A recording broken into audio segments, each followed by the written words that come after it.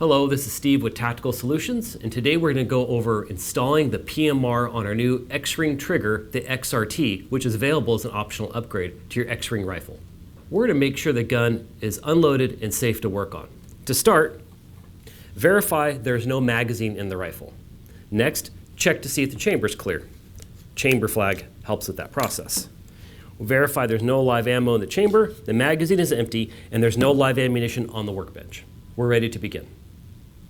To start this process, we're going to remove the barreled action from the stock. First, allow the charging handle to go forward. Next, loosen the action screw. With the action screw fully disengaged, move the safety to the middle position. Once that's done, separate the barreled action from the stock. You may have to slightly adjust the position of the safety during this process so it does not catch on the sides of the stock. With the barreled action removed, remove the two cross pins that are used to mount the trigger into the receiver.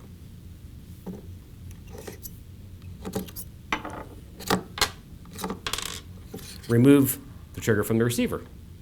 Verify the safety is on during this process. To install the PMR on the XRT trigger, it's important to follow this series of steps. As we've discussed before, the cover plates are to hold the cross pins of the trigger in position to prevent them from falling out to the left or to the right. In this particular operation, you're going to have to remove both plates to have access to the cross pin that holds the magazine release lever. To do this, we're going to first remove the right plate. It's important to note that through this process, you're going to be pushing the pin from the right to the left and pushing it back from the left and to the right. If you push from the left, you'll release the bolt stop and you'll have to reassemble the trigger to put that back in operational mode. Starting, we'll remove the right plate. With your 1/16 of an inch Allen wrench, unscrew the two screws that hold in the cover plate. They should come right off. Do the same for the left side.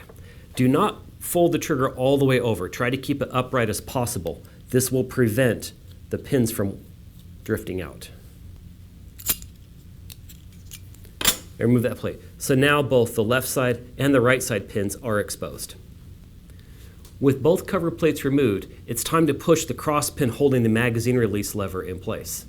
Take some pressure off of the spring by pressing forward on the magazine plunger and push the pin out from the right to the left about halfway. At this point, you can look down into the trigger and you will see the pin start to come out to the left. You can pull it at this point.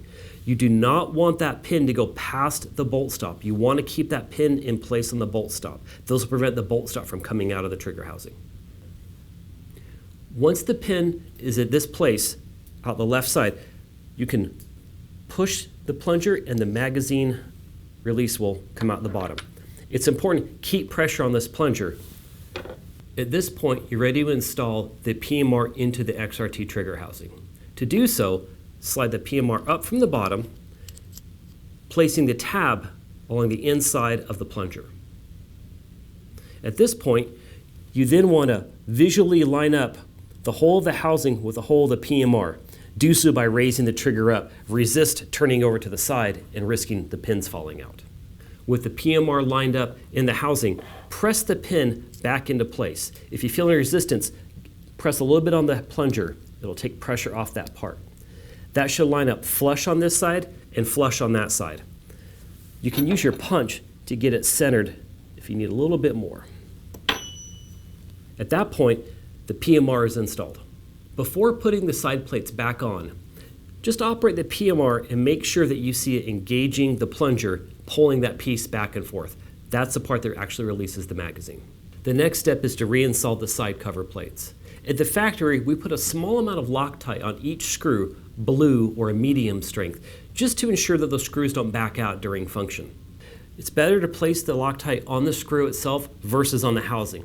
This prevents the Loctite from working its way on the inside of the trigger. With the left side of the plate installed, we're going to finish up by installing the cover plate on the right side. Set the plate on, a little bit of Loctite on the threads, and install in the hole. Do not over tighten these screws.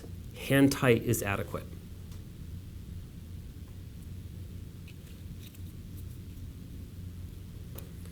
At that point, again, check the function of the safety. Engage the safety, touch the trigger, operate the release. This trigger is ready to install in the receiver. To install the trigger group into the receiver, again, verify your safety's on.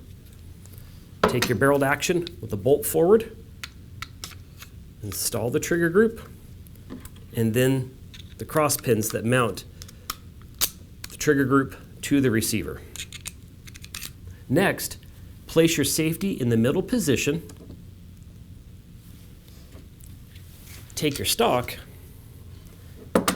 and rotate the barreled action and trigger into the stock, working the receiver down to the back.